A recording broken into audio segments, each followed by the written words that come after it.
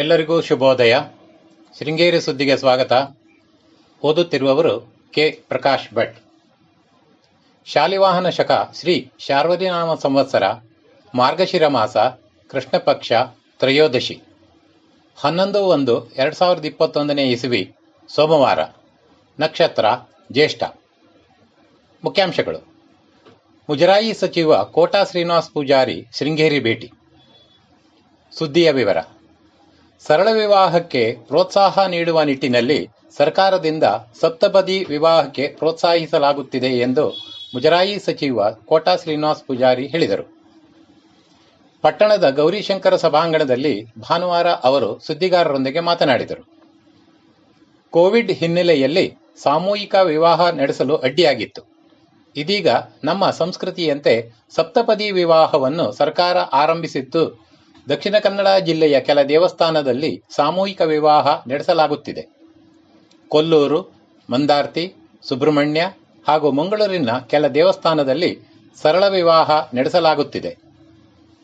ಆರ್ಥಿಕವಾಗಿ ಹಿಂದುಳಿದವರಿಗೆ ಸರಳ ವಿವಾಹವು ಅನುಕೂಲವಾಗಲಿದ್ದು, ಇದಕ್ಕಾಗಿ ಸರ್ಕಾರವು ವಧುವಿಗೆ 40,000 ರು ಮೌಲ್ಯದ ಚಿನ್ನಾಭರಣ ನೀಡಲಿದೆ. ರಾಜ್ಯದ ಎಲ್ಲೆಡೆ ಈ ಯೋಜನೆ ಜಾರಿಗೊಳಿಸಲು ಚಿಂತನೆ ನಡೆಸಲಾಗಿದೆ ಎಂದರು. ಸಚಿವ ಸಂಪುಟದ ವಿಸ್ತರಣೆ ಬಗ್ಗೆ ಕೇಳಲಾಗಿ ರಾಷ್ಟ್ರೀಯ ಅಧ್ಯಕ್ಷರ ಆಹ್ವಾನದ ಮೇಲೆ ಮುಖ್ಯಮಂತ್ರಿಗಳು ಭಾನುವಾರ ದೆಹಲಿಗೆ ತೆರಳಿದ್ದಾರೆ. ಅವರೊಂದಿಗೆ ರಾಜ್ಯಾಧ್ಯಕ್ಷರು ತೆರಳಿದ್ದು, ಮಂತ್ರಿಮಂಡಲ ವಿಸ್ತರಣೆ ಬಗ್ಗೆ ಹೈಕಮಾಂಡ್ ನಿರ್ಧರಿಸಲಿದೆ ಎಂದರು. ಪಟ್ಟಣ ಪಂಚಾಯಿತಿ ಅಧ್ಯಕ್ಷ ಹರೀಶ್ ಶೆಟ್ಟಿ, ಜಿಲ್ಲಾ ಪಂಚಾಯಿತಿ ಸದಸ್ಯ ಶಿಲ್ಪಾ ರವಿ ಅವರೊಂದಿಗೆ ಇದ್ದರು. ಯಕ್ಷಗಾನ ಅಕಾಡೆಮಿಯಿಂದ ಯಕ್ಷಗಾನ ಪರಂಪರೆಯ ಉಳಿವಿಗಾಗಿ ವಿಚಾರ ಮಂಥನ, ದಾಖಲೀಕರಣ, ಸಮಗ್ರ ದರ್ಶನವನ್ನು ಅನಾವರಣಗೊಳಿಸಲು ಹೆಚ್ಚಿನ ಪ್ರಾಮುಖ್ಯತೆ ನೀಡಲಾಗುತ್ತಿದೆ ಎಂದು ಕರ್ನಾಟಕ ಯಕ್ಷಗಾನ ಅಕಾಡೆಮಿ ಅಧ್ಯಕ್ಷ ಪ್ರೊಫೆಸರ್ ಎಂ.ಎ. ಹೆಗಡೆ ತಿಳಿಸಿದರು. ಪಟ್ಟಣದ ಡಾಕ್ಟರ್ ವಿ.ಆರ್. ಗೌರಿಶಂಕರ ಸಭಾಂಗಣದಲ್ಲಿ ಶ್ರೀ ಭಾರತೀ ತೀರ್ಥ ಸಾಂಸ್ಕೃತಿಕ ಟ್ರಸ್ಟ್, ಕಾಳಿಂಗನಾವಡ ಸಾಂಸ್ಕೃತಿಕ ಪ್ರತಿಷ್ಠಾನದ ಸಹಯೋಗದೊಂದಿಗೆ ಶನಿವಾರ ಯಕ್ಷಗಾನ ಅಕಾಡೆಮಿಯು ಆಯೋಜಿಸಿದ್ದ ಕಾಳಿಂಗನಾವಡ ರಾಷ್ಟ್ರೀಯ ವಿಚಾರಗೋಷ್ಠಿಯ ಉದ್ಘಾಟನಾ ಸಮಾರಂಭದ ಅಧ್ಯಕ್ಷತೆ ವಹಿಸಿ ಅವರು ಮಾತನಾಡಿದರು. ಯಕ್ಷಗಾನ ಅಕಾಡೆಮಿ ಸದಸ್ಯ ರಮೇಶ್ ಬೇಗಾರ್ ಮಾತನಾಡಿ, ಯಕ್ಷರಂಗದ ಭಾಗವತಿಕೆಯ ಯುಗ ಪ್ರವರ್ತಕರು ಎಂದು ಕರೆಸಿಕೊಳ್ಳುವ ಗುಣ್ಮಿ ಕಾಳಿಂಗನಾವಡ ಅವರ ಬದುಕು ಹಾಗೂ ಸಾಧನೆಯ ಕುರಿತು ಸ್ಮರಿಸುವ ಜೊತೆಗೆ ಒಂದಷ್ಟು ಯಕ್ಷಗಾನ ಪಾರಂಪರಿಕ ಮೌಲ್ಯಗಳ ದಾಖಲೀಕರಣ ಮಾಡುವುದು ಈ ವಿಚಾರಗೋಷ್ಠಿಯ ಮೂಲ ಉದ್ದೇಶವಾಗಿದೆ ಎಂದರು. ಗೋಷ್ಠಿ ಸಮಾರೋಪ. ಯಕ್ಷಗಾನಕ್ಕೆ ಪುನಶ್ಚೇತನ ನೀಡುವ ನಿಟ್ಟಿನಲ್ಲಿ ಸರ್ಕಾರವು ಅಕಾಡೆಮಿ ಮೂಲಕ ಯಕ್ಷಗಾನ ಪ್ರೋತ್ಸಾಹ ನೀಡುತ್ತಿದೆ ಎಂದು ಮುಜರಾಯಿ ಸಚಿವ ಕೋಟಾ ಶ್ರೀನಿವಾಸ್ ಪೂಜಾರಿ ಹೇಳಿದರು. ಪಟ್ಟಣದ ಗೌರಿಶಂಕರ ಸಭಾಂಗಣದಲ್ಲಿ ಶ್ರೀ ಭಾರತೀ ತೀರ್ಥ ಸಾಂಸ್ಕೃತಿಕ ಟ್ರಸ್ಟ್, ಕಾಳಿಂಗನಾವಡ ಸಾಂಸ್ಕೃತಿಕ ಪ್ರತಿಷ್ಠಾನದ ಸಹಯೋಗದೊಂದಿಗೆ ಯಕ್ಷಗಾನ ಅಕಾಡೆಮಿಯು ಆಯೋಜಿಸಿದ್ದ ಕಾಳಿಂಗನಾವಡ ರಾಷ್ಟ್ರೀಯ ವಿಚಾರಗೋಷ್ಠಿಯ ಭಾನುವಾರದ ಸಮಾರೋಪ ಸಮಾರಂಭ ಕಾರ್ಯಕ್ರಮದಲ್ಲಿ ಮಾತನಾಡಿದರು. ಕಾಳಿಂಗನಾವಡ ಯಕ್ಷಗಾನ ಕ್ಷೇತ್ರಕ್ಕೆ ಮುಕುಟವಿದ್ದಂತೆ. ನಾವಡರಿಗೆ ಲಕ್ಷಾಂತರ ಅಭಿಮಾನಿಗಳು ಇದ್ದರು. ಅವರ ಕಂಠಸಿರಿ ಅದ್ಭುತವಾಗಿದ್ದು, ಇದನ್ನು ಕೇಳಲು ವಾರಗಟ್ಟಲೆ ಅಭಿಮಾನಿಗಳು ಕಾಯುತ್ತಿದ್ದರು. ಗುರುಗಳಾಗಿದ್ದ ನಾರಾಯಣ ಉಪ್ಪೂರರ ಬಗ್ಗೆ ವಿಶೇಷ ಗೌರವ ಹೊಂದಿದ್ದ ನಾವುಡರು ಅವರ ಹಾದಿಯಲ್ಲೇ ಮುನ್ನಡೆದು ಕಲಾ ಸೇವೆಯಲ್ಲಿ ಮೇರುಮಟ್ಟಕ್ಕೆ ಏರಿದರು. ಅಪಾರ ಸಂಘಟನಾ ಶಕ್ತಿ ಹೊಂದಿದ್ದ ಅವರು ಮರೆಯಾಗಿ ದಶಕಗಳೇ ಕಳೆದಿದ್ದರೂ ರಮೇಶ್ ಬೇಗಾರ್ರಂಥ ಕಲಾಭಿಮಾನಿಗಳು ಮತ್ತೆ ಅವರನ್ನು ನೆನಪಿಸುವಂತಹ ಕಾರ್ಯ ಮಾಡುತ್ತಿರುವುದು ಶ್ಲಾಘನೀಯ. ಅಕಾಡೆಮಿಯ ಮೂಲಕ ಇಂಥ ಕಲಾವಿದರನ್ನು ಹುಟ್ಟುಹಾಕಬೇಕು.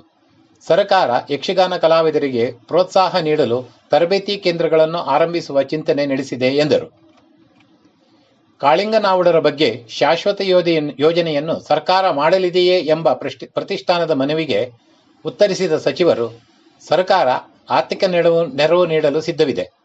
ಯೋಜನೆಯನ್ನು ರೂಪಿಸಿ ಮುಂದುವರೆಸುವ ಜವಾಬ್ದಾರಿ ಸಂಘ ಸಂಸ್ಥೆಯದ್ದಾಗಿದೆ. ಸರ್ಕಾರ ನಿಮ್ಮ ಜೊತೆಯಲ್ಲಿದೆ. ನಾವುಡರ ಯಕ್ಷಗಾನ ಶೈಲಿ ಉತ್ಕೃಷ್ಟವಾಗಿ ಬೆಳೆಯಲು ಅಕಾಡೆಮಿ ಯೋಜನೆ ರೂಪಿಸಲಿ. ಕೋವಿಡ್ ಹಿನ್ನೆಲೆಯಲ್ಲಿ ಕಲೆಗೆ ಹಿನ್ನಡೆಯಾಗಿದ್ದು, ಸರ್ಕಾರ ಕಲೆಗಾಗಿ ನಿರಂತರ ಪ್ರೋತ್ಸಾಹ ನೀಡಲಿದೆ ಎಂದರು. ಪಟ್ಟಣ ಪಂಚಾಯಿತಿ ಅಧ್ಯಕ್ಷ ಹರೀಶ್ ಶೆಟ್ಟಿ ಅಧ್ಯಕ್ಷತೆ ವಹಿಸಿದರು. ಯಕ್ಷಗಾನ ಅಕಾಡೆಮಿ ಅಧ್ಯಕ್ಷ ಶಿವರುದ್ರಪ್ಪ, ಜಿಲ್ಲಾ ಪಂಚಾಯಿತಿ ಸದಸ್ಯೆ ಶಿಲ್ಪಾ ರವಿ, ನಾಗೇಶ್ ಕಾಮತ್, ರಮೇಶ್ ಬೇಗಾರ್, ಎಸ್.ಎನ್. ವಿಶ್ವನಾಥ್ ಮತ್ತಿತರರು ಇದ್ದರು. ಮ್ಯಾಂಕೋಸ್ ಅಡಕೆ ಧಾರಣೆ. ಹಸ 46,689 ರಿಂದ 71,699. ಬೆಟ್ಟೆ 42,600 ರಿಂದ 44,172. ರಾಶಿ ಇಡಿ 38,610 ರಿಂದ 41,869. ಗೊರಬಲು 27,118 ರಿಂದ 31,899. ಸುದ್ದಿ ಸಂಪಾದಕ ಕೆ.ಎಲ್. ಗೋಪಾಲಕೃಷ್ಣ, ಸಹಕಾರ ಕೆ.ವಿ. ರಮೇಶ್, ತಾಂತ್ರಿಕ ಸಹಕಾರ ಚಂದ್ರಕಾಂತರಾವ್ ಮತ್ತು ಸೌಮ್ಯ ವಿಜಯಕುಮಾರ್. ಪ್ರತಿಕ್ರಿಯೆ ನೀಡುವವರು 9448843831 ವಾಟ್ಸಪ್ ಮಾಡಬಹುದು. ಧನ್ಯವಾದಗಳು.